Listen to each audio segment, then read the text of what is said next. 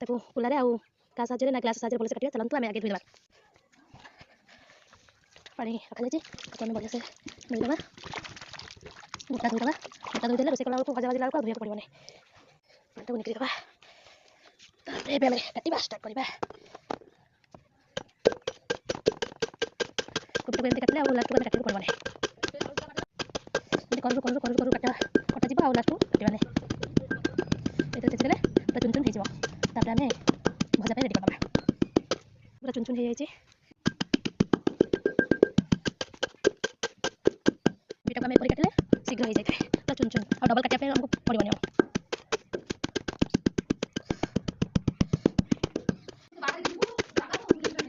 भलो से आमे कोबी को पूरा ग्लास माध्यम रे गुंड कर देले पूरा बढ़िया से आ अल्प अछि कोबी आमे ग्लास रे काट दबा। पूरा साइज बढ़िया गुंड हो जिवो। पूरा कोबी राव बकड़े रहला ताको आमे भी सुन सुन करी काट दबा। सुन सुन आराम से काट दबा। ग्लास पे तो बढ़िया कटा होछि शीघ्र हो जाउछि। सवा को बढ़िया से लानी ताको बढ़िया से काटी करी ग्लास रे पूरा चुन चुन कर सेलु। कोबी कटा बे सला अब काट दबा। सइला कोबी कटा खत्म। पेटा बाहर कर दबा। तापर आ जति रहला हम ताको चुन चुन भाबरे काट दबा।